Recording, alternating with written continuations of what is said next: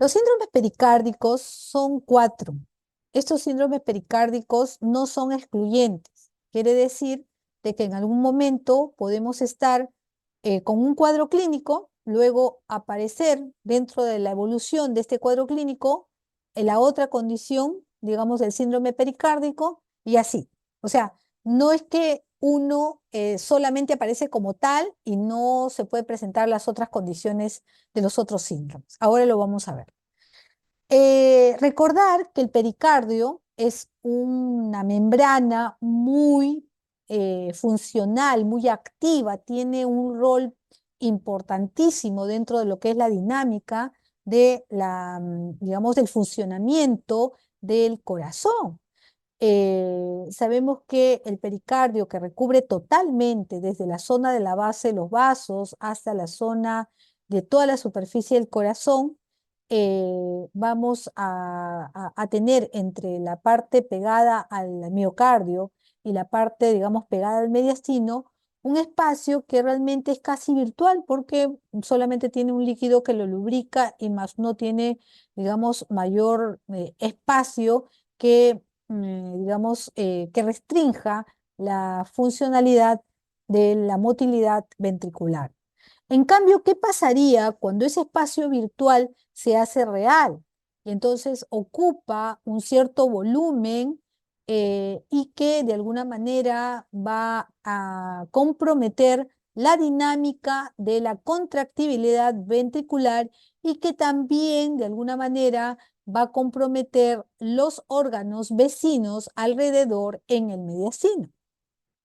Entonces, ¿cuáles son estas funciones que tiene el pericardio? Tenemos sobre la propia, digamos, sobre las propias cavidades cardíacas y luego sobre todo el corazón. En el caso de las sobrecavidades cardíacas, en las propias cavidades cardíacas, lo que va a hacer el pericardio es limitarme la distensión cardíaca a corto plazo, va a facilitar el acoplamiento y la interacción entre las cavidades, ¿no? O sea, todo está diseñado de tal manera que funcione de manera adecuada, de tal manera que cada sístole ventricular y cada diástole tenga digamos, un movimiento de alguna manera no distensible ni tampoco restrictivo, sino lo justo y lo adecuado. Mantiene la relación presión-volumen y el gasto cardíaco de las cavidades cardíacas y mantiene una geometría ventricular izquierda. Y sobre todo el corazón, pues permite la lubricación, me permite un factor inmunológico de protección, un factor fibrinolítico, vasomotor y también tiene un equilibrio de fuerzas, tanto gravitacionales como hidrostáticas. Entonces, cuando hay una alteración del pericardio, entonces, estos ejes de función se van a perder y esta pérdida va a provocar síntomas que los vamos a reconocer. ¿Cuáles son esos cuatro síndromes pericárdicos? Estamos frente a la pericarditis aguda, el derrame pericárdico, el taponamiento cardíaco y la pericarditis constrictiva. En el caso de la pericarditis aguda, tenemos que este cuadro clínico es muy interesante. Probablemente ustedes también lo vayan a ver dentro de su ejercicio profesional, porque evidentemente estamos hablando de un proceso inflamatorio de todo el pericardio y que tiene múltiples etiologías. Las principales son infecciosas y estas infecciosas son principalmente virales, como el hechovirus, el Coxsackie virus, pero pueden ser otras también virales. Nosotros no podemos hoy en día documentar casi en todos los pacientes que estamos frente a una infección viral. Por lo tanto, nos tenemos que basar del cuadro clínico que presenta el paciente y de acuerdo a digamos, a este cuadro sugerente es que nosotros podemos diagnosticarlo. Entonces, ¿hay algunas características clínicas que me hacen sospechar más que estamos frente a una pericarditis aguda? Sí, sí. Primero, ver el contexto del paciente. Como sé que la principal causa es un proceso viral, entonces, pero también puede ser neoplásicas, urémicas, enfermedad del tejido conectivo que producen inflamación alrededor del pericardio, pero las principales son virales. Entonces, va a haber un cortejo sintomático alrededor de una infección, malestar, puede haber hiporexia, puede haber, digamos, decaimiento, ¿no? Fiebre alrededor de este cuadro infeccioso. Otra cosa también importante es ver si es que el paciente tiene dentro de ese contexto de inflamación presencia o no de líquido, porque eso también me va a dar tal o cual sintomatología. En el caso de que hay líquido, entonces ya estamos hablando de que también pueden acompañarse de derrame pericárdico, pero estos generalmente no son tan masivos, son de leves a moderados, mientras que cuando uno tiene otras causas, probablemente sean estos derrames de moderados a severos, ¿no? Pero el caso de las pericarditis a veces o vienen sin, digamos, sin exudado, sin un líquido pericárdico, y más que nada es el proceso inflamatorio con exudado muy limitado de fibrina y de células. Ahora, lo que está dentro, la composición, va a depender lógicamente de la causa etiológica que va a originar el derrame, digamos, la afección pericárdica, pudiendo ser seroso, purulento, quiloso o sanguinolento. ¿Cuáles son estos signos cardinales, síntomas cardinales que tenemos que tomar en cuenta? Es el equivalente febril o la fiebre para las causas que son infecciosas. Pero los otros dos que también están presentes es el dolor torácico, que es bastante característico, y el frote pericárdico. Y cambios electrocardiográficos típicos y derrame pericárdico que también podrían complementar, pero que para efectos de nosotros, que estamos con la parte semiológica, no lo vamos a tocar, sobre todo en los hallazgos electrocardiográficos. Hay que hacer una adecuada historia clínica y ahí está muchas veces en la caracterización de la sintomatología del cual está el dolor torácico como un síntoma primordial y muy sugerente, es complementar con el examen físico y ver si es que se evidencia el frote pericárdico.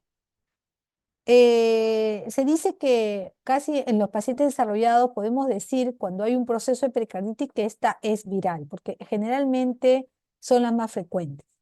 Se pueden autolimitar estos cuadros de pericarditis aguda por virus, son generalmente benignas, muy pocas veces causan mortalidad, es muy, muy baja la incidencia de mortalidad, pero lo que sí debemos de tomar en cuenta de que estos pueden recurrir otra vez y tener un comportamiento oscilante, ¿no? Lo cual al hacer esto empeora el pronóstico. ¿Qué tiene este dolor pericárdico? Es una sensación opresiva de peso retroesternal que se puede diferenciar o no de un dolor coronario. Este dolor es dolor del pericardio y como ustedes saben son fibras, digamos, es una membrana que está inervada. Entonces, por lo tanto, este dolor tiene cierta peculiaridad. La intensidad puede estar en relación con la mayor o menor extensión del proceso pericardio o su localización también. El dolor va a ser muy probable que esté originado por la inflamación de la pleura diafragmática situado junto al pericardio, que está situado más abajo. Por lo tanto, el dolor se va juntando la parte pericárdica con la parte pleural. El dolor pericárdico es referido por los enfermos en el área supraclavicular izquierda, es decir, se aparece como un dolor retroesternal, pero de ahí se va hacia las áreas supraclaviculares izquierdas. Y este dolor tiene un disconfort que aumenta con la respiración, aumenta con el movimiento torácico, aumenta con la tos. Y este dolor puede ser variable, desde un mínimo disconfort hasta un dolor, digamos, limitante en cuanto a sus actividades. Este comienzo súbito cuando se presenta y al rozar el tronco o con la deglución, la tos, como estábamos mencionando anteriormente, se puede aumentar este dolor. ¿Qué otras características también habría que señalar? El movimiento, ¿no? Cuando hay ciertos, digamos, movimientos del cuerpo, del tórax, es que va a aumentar. Así, por ejemplo, aumenta en decúbito supino y desaparece o se atenúa cuando se contiene la respiración o con una respiración superficial o al sentarse o al inclinar el tórax hacia adelante, por lo que el individuo siempre tiende a estar en este sentado con el tórax hacia adelante. Generalmente se ubica en la zona media del tórax. eh, en algunos textos van a encontrar que es retroexternal, en otros textos van a decir que no tan en el medio, pero lo cierto es que se irradia hacia la zona supraclavicular y que a diferencia del dolor isquémico, esta puede ir migrando en diferentes partes del tórax anterior, ¿sí? Además, la duración es variable, la intensidad es variable y en el caso del coronario, esta es permanente, es en ascenso, digamos, es un tipo de dolor que está en esa zona y que tiene una irradiación bastante conocida. En el caso de los coronarios, que se hace en la zona mandibular, del hombro izquierdo y la cara interna del brazo. Y otra diferencia sería de que en el caso de los dolores pericárdicos, aumentan con la tos, la respiración, cosa que no pasa con los coronarios. Eh, mm, la frecuencia del enfermo, o sea, con frecuencia, la irradiación es diferente, como hemos dicho y señalado. En el caso de los pacientes con enfermedad pericárdica, podrían no solamente ir hacia la zona supraclavicular, sino también hacia la zona del trapecio. Confíen en sus datos, confíen en el registro de las características, de cómo le están preguntando y sean bastante minuciosos en la caracterización de este dolor torácico para poder saber si se ajusta a un dolor de tipo pericárdico. Mm, A ver. Entonces, y luego el otro,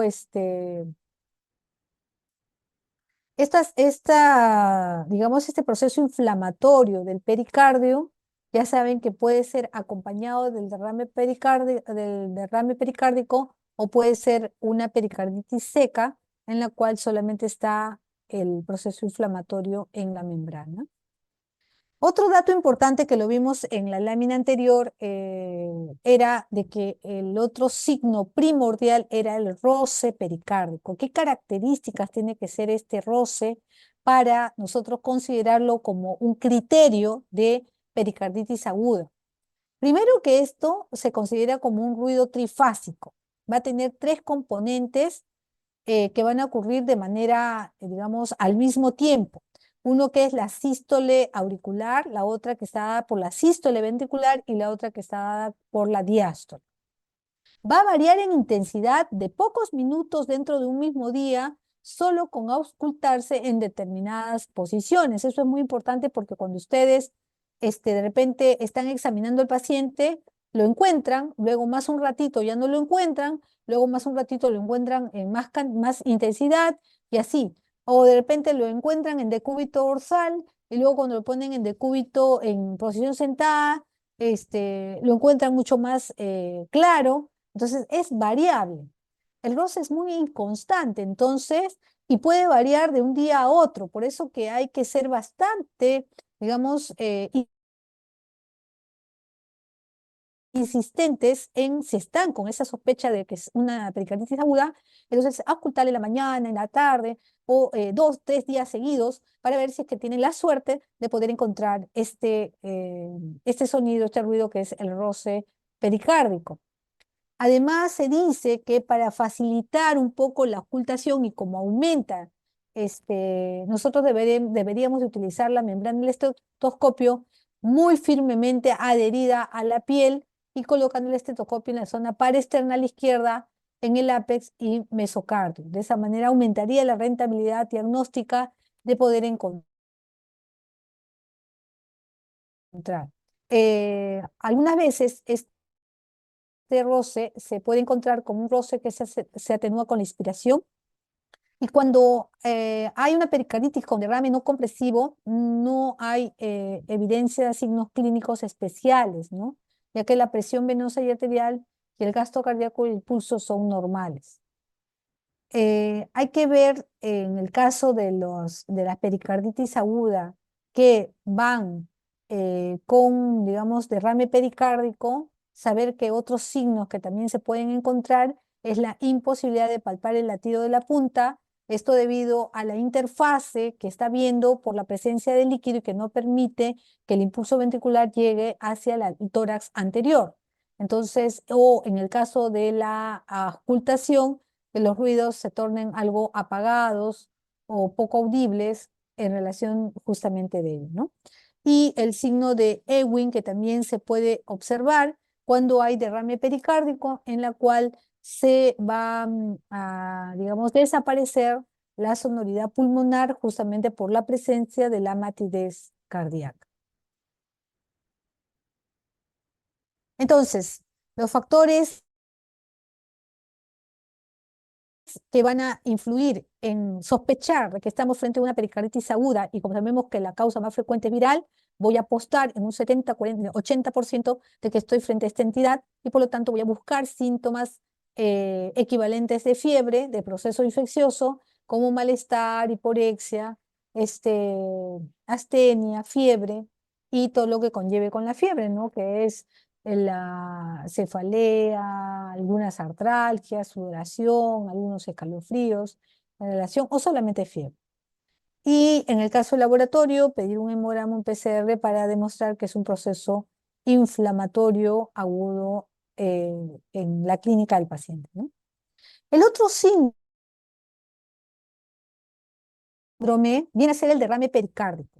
En el caso del derrame pericárdico, acá ya hay un líquido que se ha establecido entre las dos membranas y este líquido va a tener grados, que puede ser leve, moderado o severo, puede ser de instalación aguda, es decir, muy rápidamente se ha instalado, o puede ser de instalación más paulatina en el tiempo. ¿Y por qué es importante saber esto? Porque de eso depende la clínica y la sintomatología. Normalmente dijimos que había un espacio, pero que era virtual y que esto tenía un líquido de lubricación que entre 15 y 50 mililitros. Pero ¿qué pasa cuando aumenta la fuerza de formación de líquido o disminuye la fuerza de eliminación de líquido? Entonces vamos a tener líquido que vamos a ganar. Y esto ya supera estos parámetros y esto ya supera y nos da sintomatología.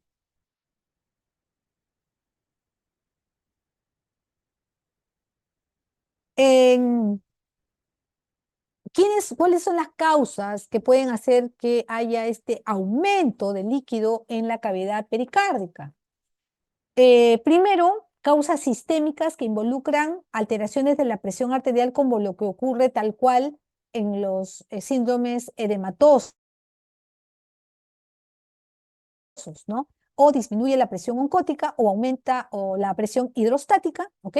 Y estos más responden a enfermedades en las cuales hay un movimiento de líquido hacia la zona del intersticio y a través de los vasos intersticiales periparietales también van a aumentar el líquido en las cavidades, cavidad pleural, cavidad pericárdica, cavidad peritoneal.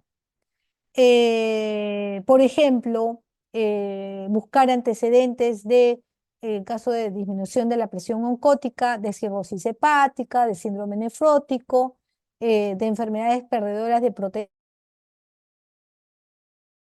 proteínas, de desnutrición. En el caso de aumento de la presión hidrostática, buscar pacientes que puedan tener síntomas de insuficiencia cardíaca, ganancia de líquido, como podría ser en las enfermedades renales crónicas. Aumento de la permeabilidad capilar, eso sí ya tiene que ver con un proceso directo, una noxa directa, una afrenta directa sobre las membranas pericárdicas, y esta es la que va a provocar justamente la inflamación.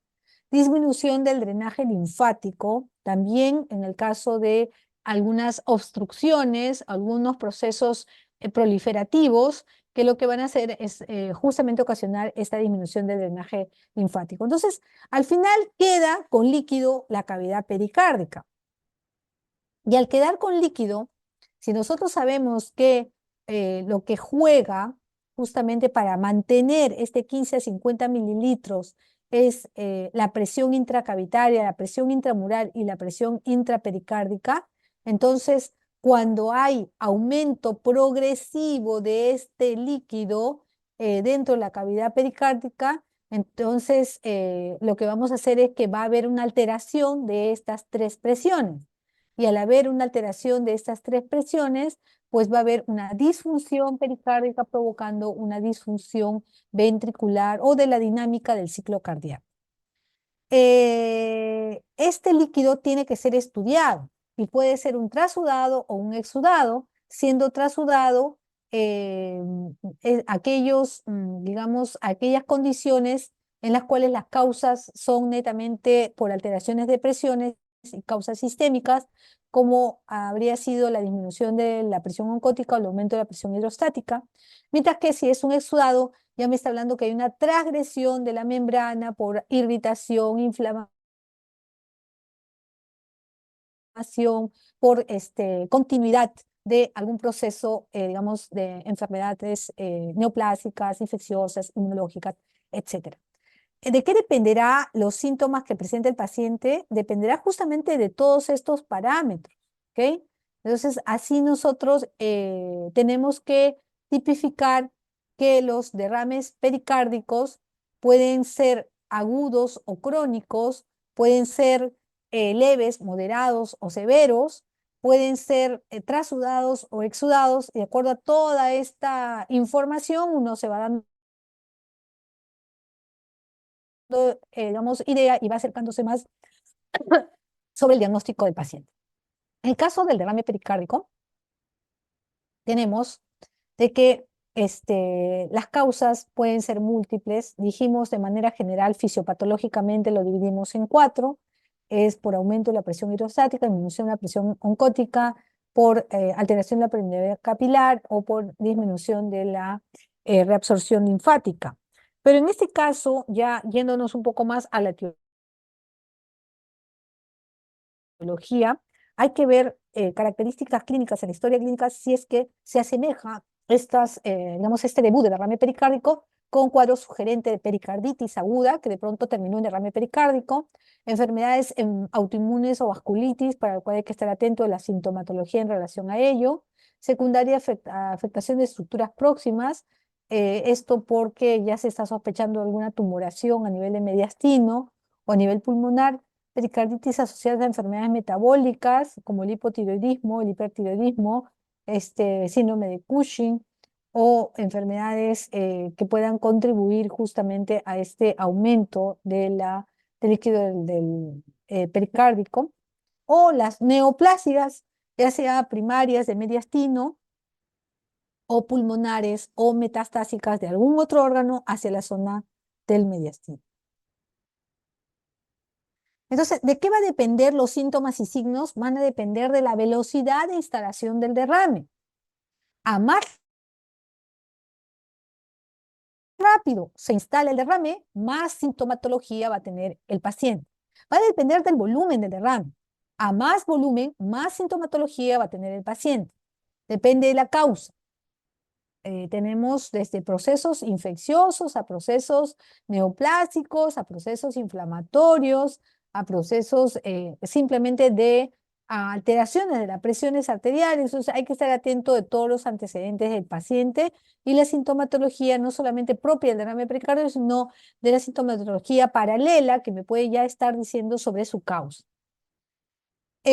También hay síntomas que también debemos de registrar como la tos, ronquera, hipotaquimia y disfagia que están en relación a cómo está, digamos, relacionándose el aumento del derrame pericárdico y sobre todo la distensión del pericardio hacia afuera, hacia las estructuras vecinas y está provocando algún tipo de compresión, irritación, contacto y estímulo de estas estructuras, provocando estos síntomas paralelos como es la tos, la ronquera, el hipo, la taquipnia o la disfagia.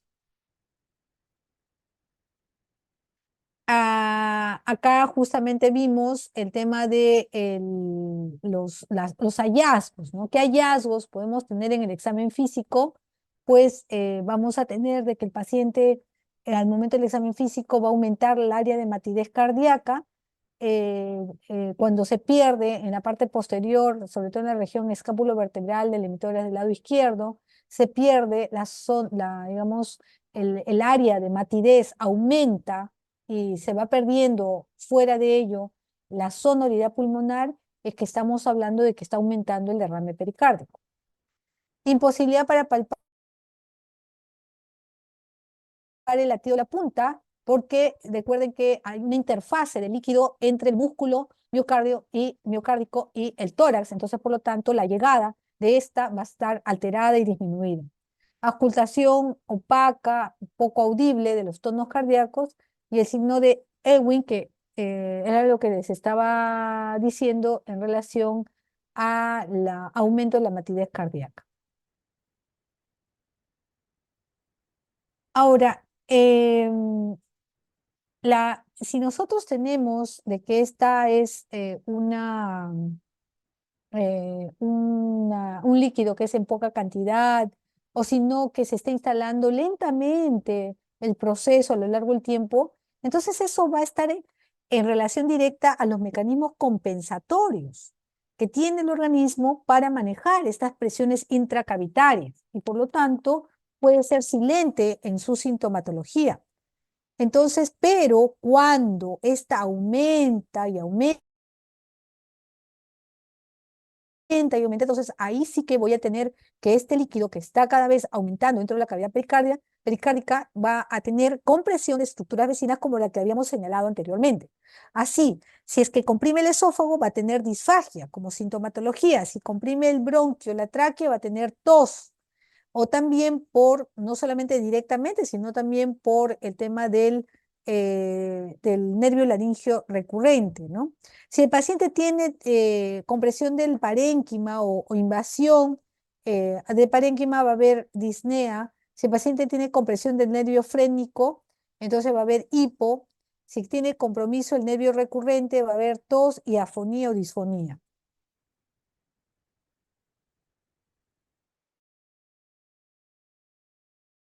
Y este derrame pericárdico también puede evolucionar hacia un taponamiento cardíaco, que sería el tercer síndrome de los síndromes pericárdicos, en la cual ya estamos hablando de un proceso que puede estar en riesgo la vida del paciente.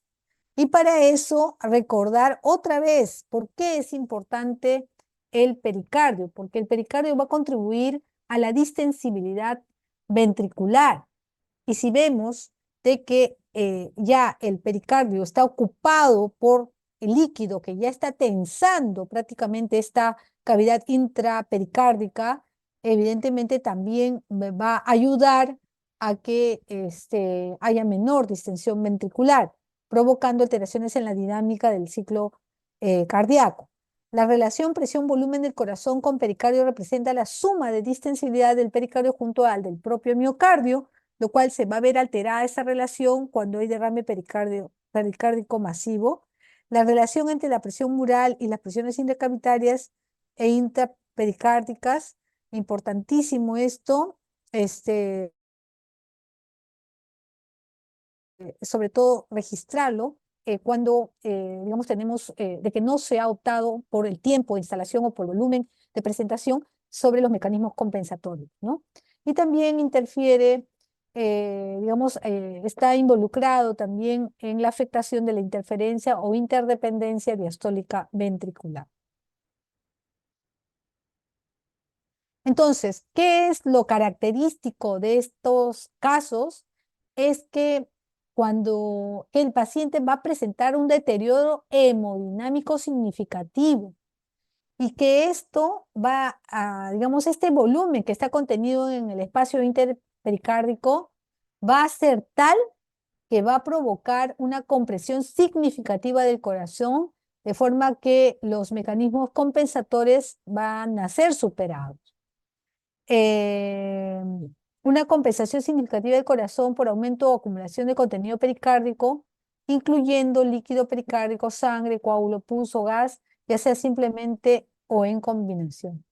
Es decir, de que de todas maneras hay este aumento va a generar justamente de que se pierdan todas las funciones que habíamos comentado con respecto al equilibrio que hay entre y la armonía que hay entre estas presiones, digamos, involucradas, ¿no? La intracavitaria, la interpericárdica, la pericárdica, ¿no? Entonces, acá podemos tener una situación que ponga en riesgo la vida del paciente y que puede terminar en un estado de shock con disociación electromecánica y muerte del paciente. Por lo tanto, no hay que subestimar la sintomatología de un paciente que está viniendo,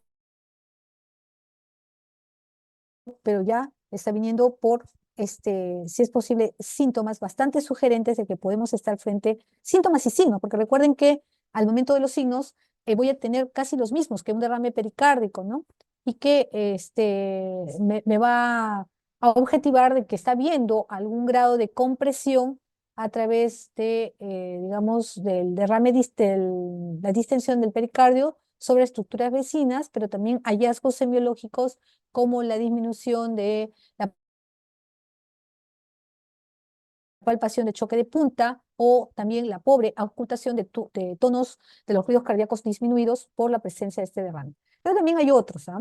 Entonces, ahí, cuando se desarrolla el cuadro de taponamiento pericárdico, la exploración es mucho más expresiva. Entonces, el paciente va a venir con una sensación de gravedad, con una facie de ansiedad y nerviosismo, como si estuviera en una situación inminente de muerte. El paciente presenta sudoración profusa, taquicardia con tonos inaudibles o apagados, y aunque, si es que, por eso siempre la gravedad depende de la velocidad de instalación y depende también de cuánto líquido hay, este podría ser normal. Pero lo que, en el sentido de la audibilidad de los ruidos cardíacos, pero en cuanto a los hallazgos físicos, el paciente está hipotenso, taquicárdico, con signos de hipoperfusión periférica, con cianosis. Y esto va a ocasionar de que haya éstasis yugular importante y el paciente básicamente va a aumentar la presión venosa central mayor de 10 milímetros de mercurio. Eh, estos cuadros terminan ya en un estado de shock cardiogénico muy, pero muy galopantes, con presencia de, digamos, de una muerte inminente. ¿Hay algo característico en estos pacientes? Bueno, sí, justamente el deterioro de la presión arterial sistólica, ¿ok? Y también de la amplitud de la onda del pulso durante la inspiración. Entonces esto va a generar que va a ocasionar el pulso paradójico.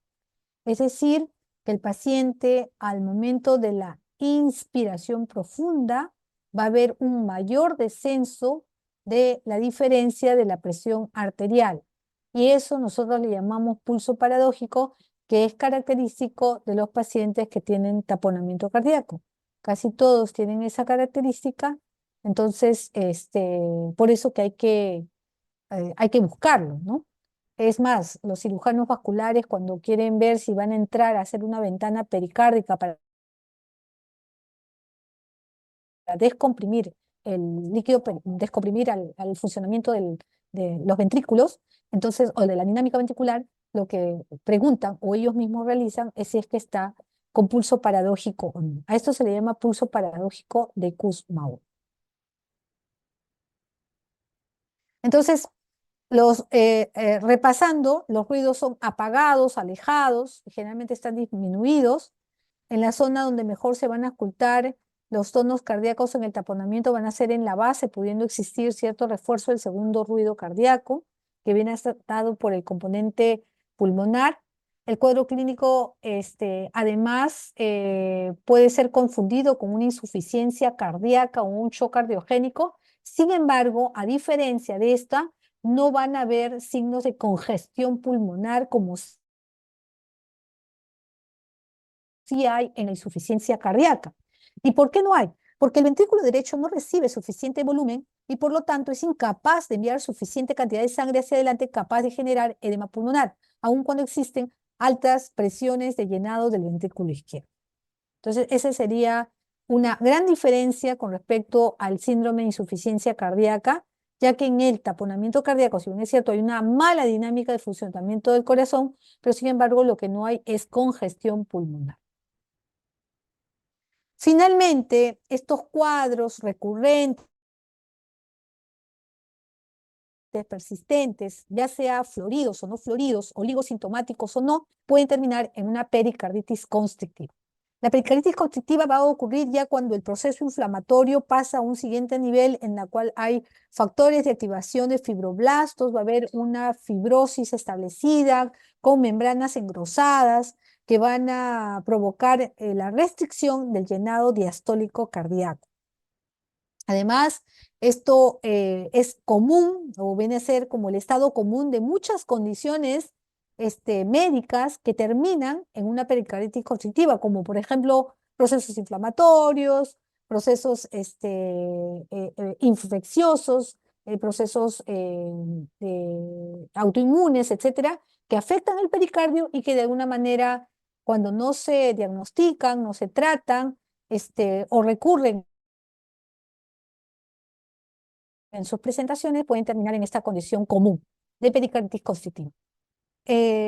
Como ya estamos hablando de que es una condición común, entonces muchas veces ya no podemos detectar cuál ha sido la causa original que la ha llevado a eso. Es posible que muchas de estas pericarditis constrictivas idiopáticas sean secuelas de una pericarditis aguda inflamatoria no detectable clínicamente. Sin embargo, esto es difícil de poder, digamos, demostrarlo, ¿no? En la mayoría de los casos va a existir afectación de ambas hojas pericárdias, tanto la parietal como la visceral, aunque en algún caso el proceso constrictivo va a afectar únicamente la hoja pericárdica visceral, ¿no? Eso es importante porque de alguna manera se va a afectar no de manera tan simétrica, tan proporcional el proceso de fibrosis de esta membrana. Entonces, ¿cuál sería la fisiopatología? Primero hay el proceso inflamatorio crónico, en la cual va a estar involucrado el depósito de calcio que va a engrosar, endurecer el pericardio. Este engrosamiento va a provocar una restricción uniforme al llenado de todas las cámaras cardíacas y va a provocar bandas de constricción que pueden ser o que pueden localizarse en anillos auriculoventriculares, en el surco aórtico, en el tracto de salida del ventrículo derecho, en las venas cavas, y al afectarse de forma homogénea todas las cámaras cardíacas, existe una elevación y un equilibrio en las presiones diastólicas de las 4 cavidades. Entonces, por lo tanto, este paciente, digamos, de alguna manera se restringe el llenado diastólico, pero sobre todo aumentan las presiones venosas sistémicas. Y su cuadro clínico va a estar justamente en relación a eso. Al aumentar las presiones sistémicas, entonces lo que vamos a tener es que va a haber síntomas en relación a congestión sistémica como edema de miembros inferiores, distensión abdominal por congestión hepática, ascitis, Y cuando la presión de llenado ventricular izquierda y derecha se eleva entre 15 a 30 milímetros de mercurio, aparecen síntomas como congestión venosa, pulmonar, disnea, tos, ortopnea. La disnea se agrava cuando existe derrame pleural o ascitis. Lo que más se va a encontrar en el examen físico es el aumento de la presión venosa yugular con la típica ingurgitación yugular. Hay el signo de Kussmaul, que es diferente a la maniobra de Kussmaul, que en este caso el signo de Kussmaul consiste en el aumento de la inspiración de la presión venosa sistémica. Va a haber pulso paradójico, pero esto se va a presentar de manera infrecuente, a diferencia del taponamiento cardíaco, que es algo bastante constante, que nos ayuda un poco a diferenciar de otras condiciones, y el momento, sobre todo, en el cual se está instalando el derrame de tipo taponamiento cardíaco. En cambio, acá se puede presentar, pero es infrecuente, ¿ya?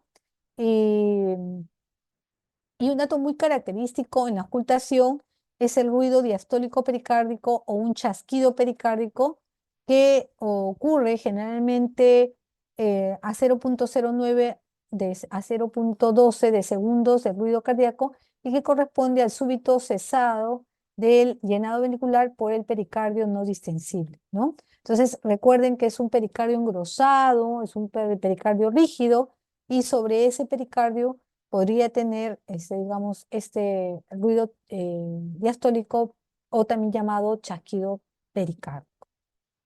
Bueno, entonces es como si estuvieran frente a un paciente con una falla cardíaca derecha, pero que también puede tener disfunción a nivel de ventrículo izquierdo, provocando también congestión pulmonar con